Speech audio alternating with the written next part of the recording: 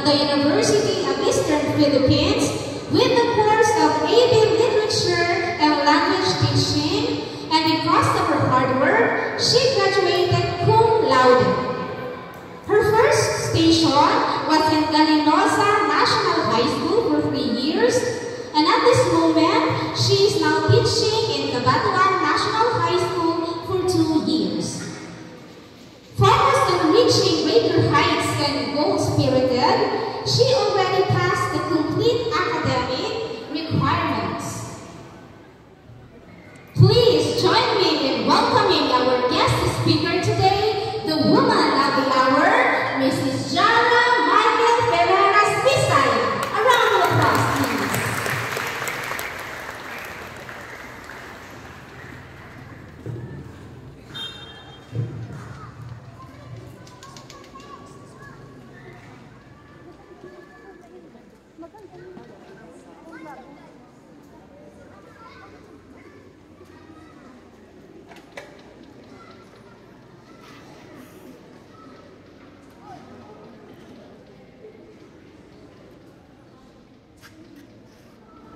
Thank you for that welcome sound and overwhelming introduction. You may now take your seats.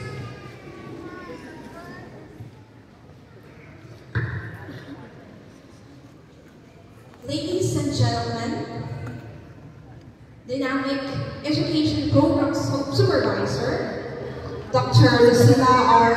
Balago, Representative of the Division School Superintendent, Rigorous District Head of Palawan District, Sir Rolando Moramalim, esteemed faculty members of Cabatuan Elementary School, headed by Flordelisa Mingolio, Barangay Cabatuan officials, headed by Honorable Erlinda E. Flores, GPK officers, led by Mr. Rufino Capripian, proud parents, distinguished guests, namely the school head of Pagtao National High School, Mr. James Evan Mingolio, together with Mr. Romy Hiray, and the retired teacher of Papanas Agro-Industrial School, Mrs. Adelia Mingolio, and most importantly, the graduating class of 2023. It is an honor and privilege to stand before you today as your guest speaker.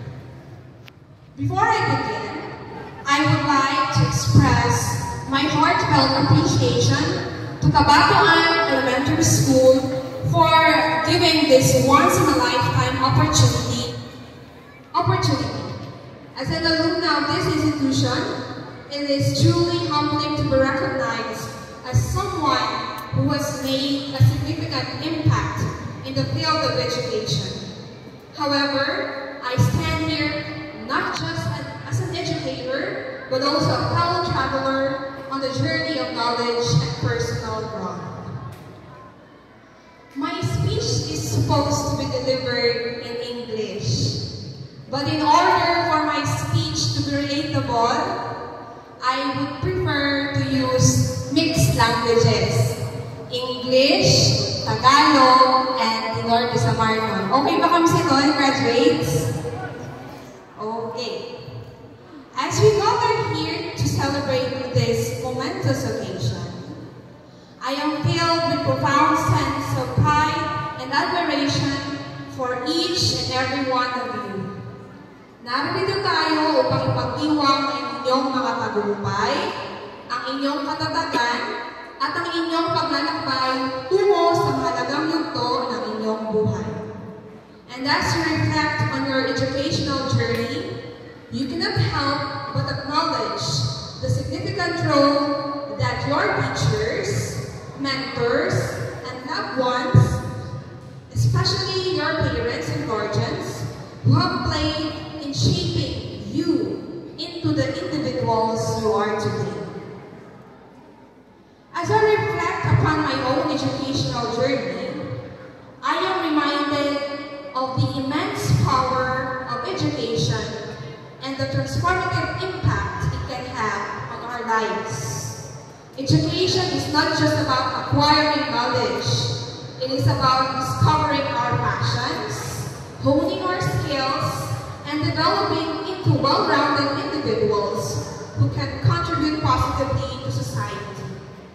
Each step of your educational journey has shaped you into the person you are today, and I encourage you to cherish the experiences, the friendships, and the lessons learned along the way. This year's theme, Graduate ng K-12, hinubog ng matatag na edukasyon, or in English, K-12 graduates molded through a resilient education. That is the theme for this year. I stand here today as a testament to the fact that resilient educational foundation can open doors of opportunity and pave the way for a fulfilling and meaningful career. Ako ay hinubog ng matatag na edukasyon from my early years at Cabatuan Daycare Center to my time at University of Eastern Philippines, since I have been fortunate to have incredible teachers who have nurtured and inspired me. Ngunit, ang naging matatag na pundasyon ay ang aking ina. Mama, I hope you're proud up there. I was blessed with her unwavering support. Siya ang nagsilbing unang guro at inspirasyon ko. Mula sa pagtuturo sa akin kung paano magbasa sa murang edad na 3 years old, nakakabasa na po ako ng Tagalog at English. Hanggang sa pagiging #1 supporter ko. Itinanim niya sa akin ang pagmamahal sa pag-aaral at ang determinasyon na maging mahusay sa anumang bagay. She has been my guiding light and my source of strength and throughout my educational journey. Meanwhile, my father has been a great provider. He has unconditionally poured out all his effort and resources just to make sure that I can finish my education. The resilient education, which started by my mother and nurtured by my teachers, have molded me into the person that I am today. In my early years, I found myself excelling academically, graduating as the first honor in kindergarten and maintaining the class first honor status from grade 1 to grade 6. The foundations of success were laid during these formative years, and I am grateful for the opportunities and experiences that shaped me. Having graduated as a class valedictorian during elementary, I was given a scholarship at Colegio de Santa Teresita in Lawang, Northern Samar through Ma'am Faye Montevero Corp. We were 5 valedictorians and 2 salutatorians from different barangays, in which 6 of them are from Lawang at ako lang ang galing sa Malabang, who were given this chance at kami din po ay naging magkakaklase hanggang 4th year. Dito ay pinatunayan ko na kahit ako ay galing lamang sa isang barrio elementary school, ay kaya kong makipagsabayan sa mga graduate ng central schools. All throughout my high school years, siniguro kong masuklian ang sakripisyo ng aking mga magulang na sa bawat taon ay may sasabit silang medalya. High school brought its own set of accomplishments, as I graduated as the second honorable mention of our class. Hindi man naging madali ang buhay sa high school, as I had to live on my own at an early age of 13. Malaki ang aking pasasalamat sa aking mga magulang na sa murang edad ay hinayaan nila akong tumayo sa aking sariling mga paa. The adversities I faced during my high school days only fueled my determination to succeed at upang masuklian ang sakripisyo nila mama at papa pagdating ng panahon. Aside from excelling academically, I actively participated in student organizations and served as the Vice President of the Supreme Student Government, or in CST we call it ARSC, or Agustinian Recollet Student Crusaders, during my 3rd and 4th year. These experiences taught me the value of leadership, collaboration, and resilience. It was also during my high school days that I discovered my passion for English and literature. Thanks to an inspiring teacher, Ma'am Roselia Espinia. This newfound passion led me to pursue a degree in AB Literature and Language Teaching at the University of Eastern Philippines, where I continued to push myself academically while juggling the responsibilities of being the college student council's treasurer. Ako po ay naging consistent Dean's Lister mula 1st year hanggang 4th year college. Naging malaking tulong ito sa aking mga magulang dahil hindi na nila kailangang bayaran ang aking tuition. However, my college journey was not without trials. During my 4th year in college, my world was turned upside down when my mother was diagnosed with stage 5 kidney failure. Money became our biggest problem. I found myself balancing the demands of my studies and the responsibility of caring for my mother in the hospital. Ngunit hindi ako pinabayaan ng Diyos. Nariyan ang aking pamilya, kaibigan, classmates, nasinigd ako sa aking mga lacking outputs, nakiusap sa mga professors ko na i-excuse ako kung may biglaang quiz at recitation sa mga panahong nagbabantay ako kay mama sa ospital at sa mga professors ko na binigyan ako ng consideration. It was during this trying time that my faith in God reached new heights. Despite the trials, pinakita niya sa akin that there's a blessing in disguise. Thank God, financial support has poured out, not just from loved ones, but also from strangers. I fervently prayed for my mother's well-being and for the opportunity to graduate alongside her. Bago ako sa ito, ako pa kay Jane, Lord, araw ko po, awara ka ibang manarang, kundi ang nakaupay sa tanan. Yan na po, surrender ko na nilabot ni Mama sa iyo. Kung kailangan mo po siya kumaon, ikaw na po ang bahala. Pero, pwede po,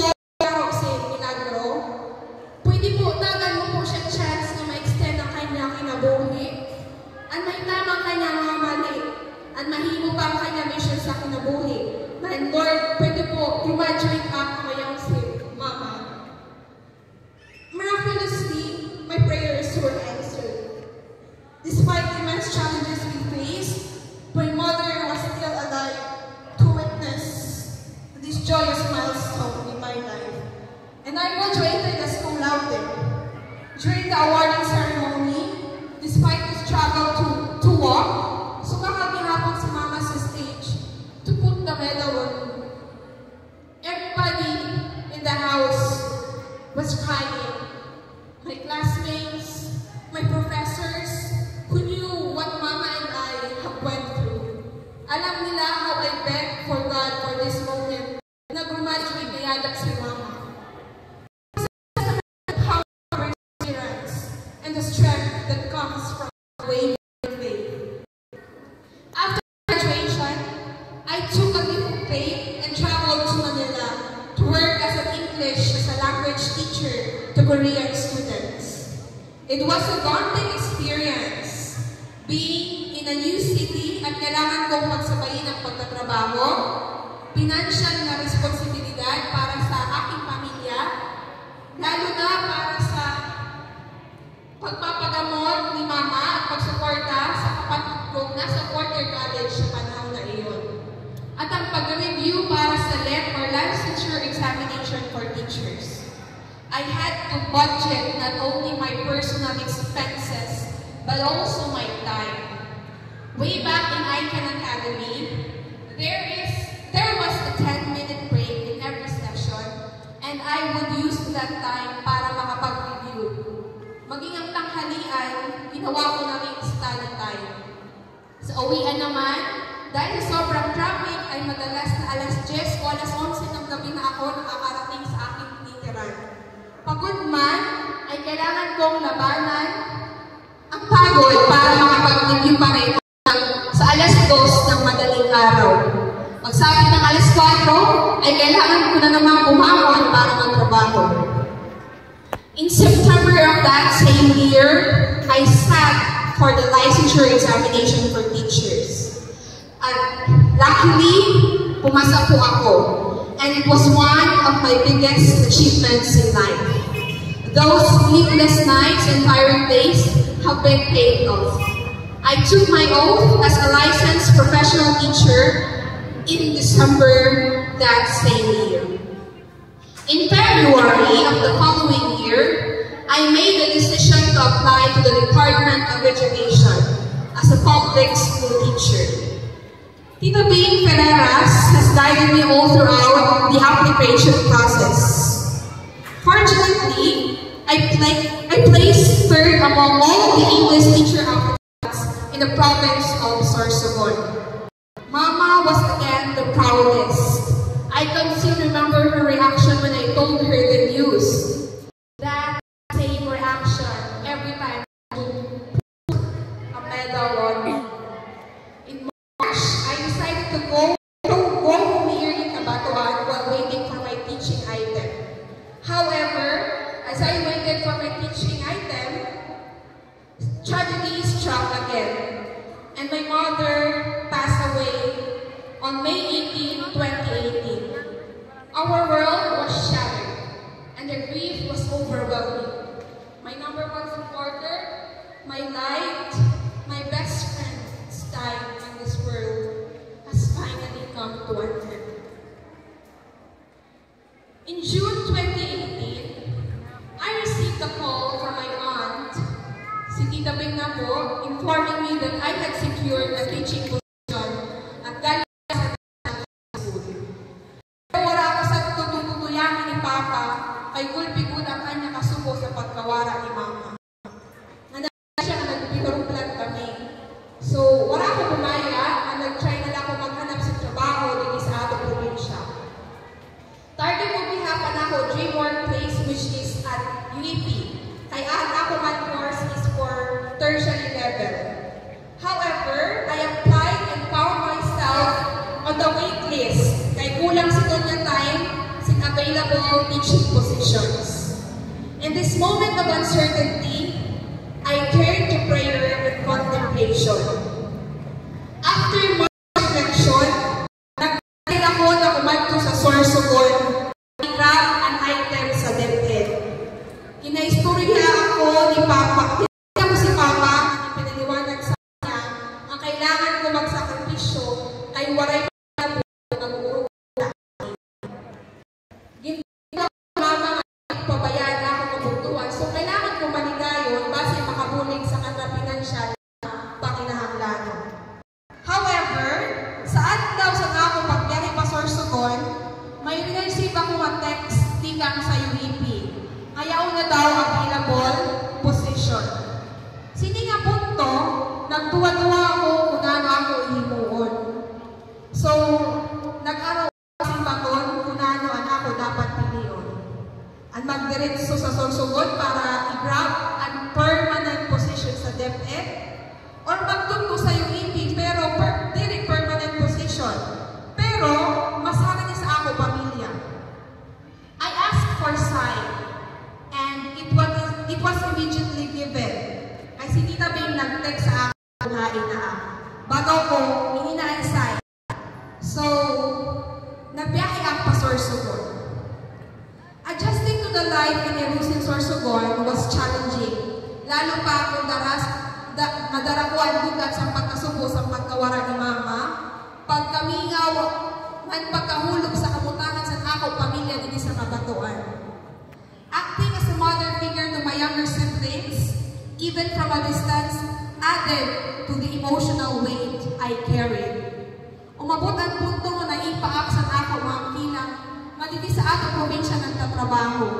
Feeling ko sa ito, maswerte nila ang harani lang sila sa kanyang pamilya sa Samantalang ako, nga kailangan ako sa ako pamilya, kailangan ko magpaharayo. Sa iton sa mga naging pangunahan ko sa Diyos.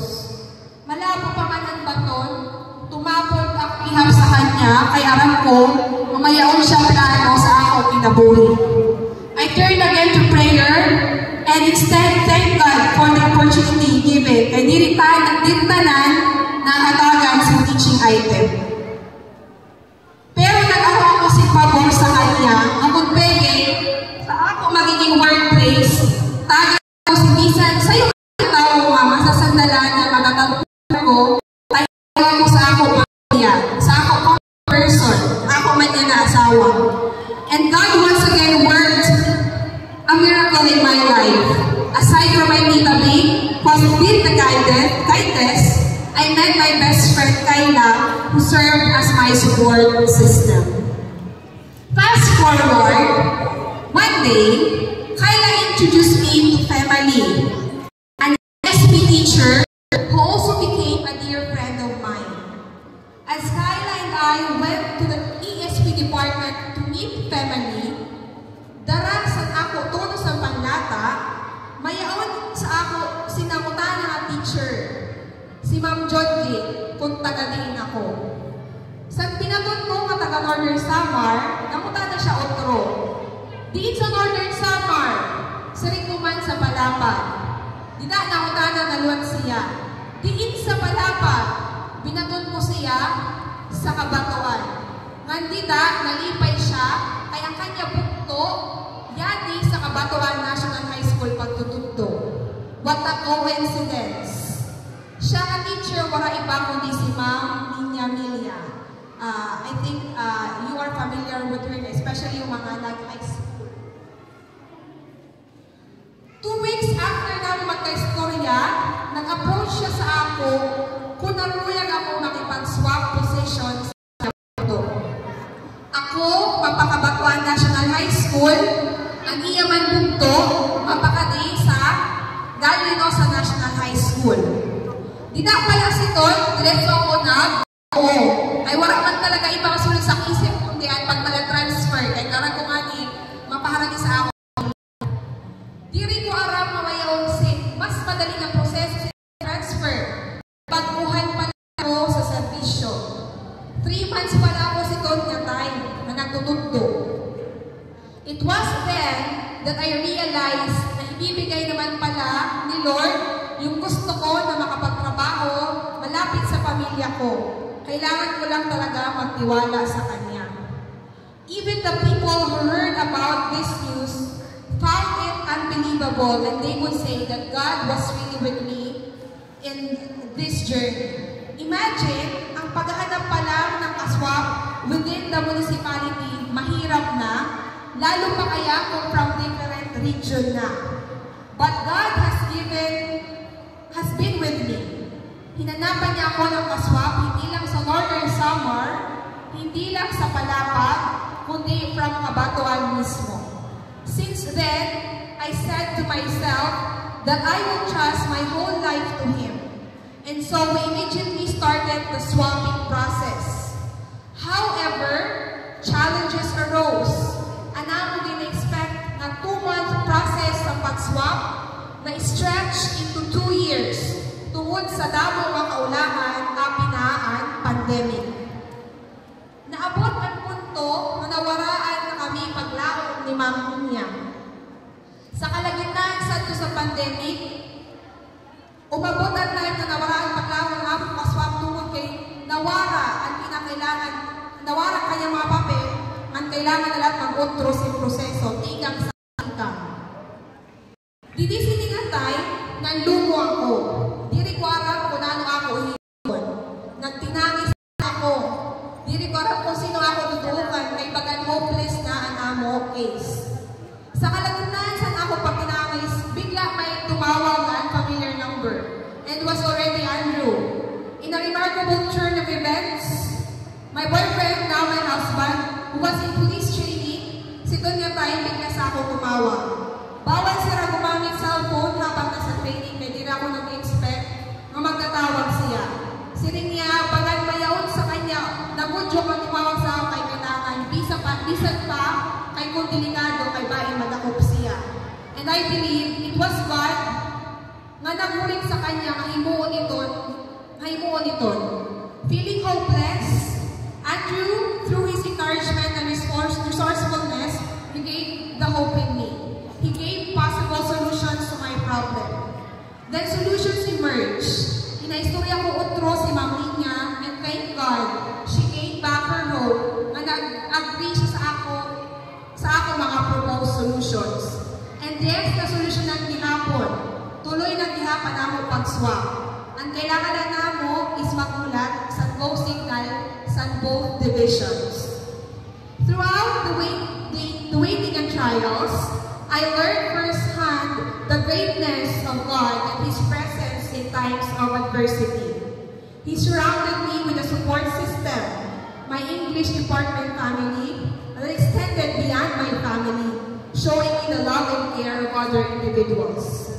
These experiences deepened my faith and strengthened my resolve. Finally, in September 2021, the long wait was over. The swapping process was complete, and I returned home to Cabatuan and is now serving the community as an English teacher at Cabatuan National High School. Harangin na gihapon ako sa ako pamilya. Nababantayan ko na ang kabuntuan, and I am now happily married to the most loving and caring person.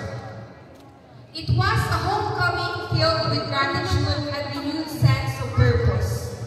As I stand before you today, I am reminded of the power of resilience, pagiging matatag, faith, and the importance of taking risks.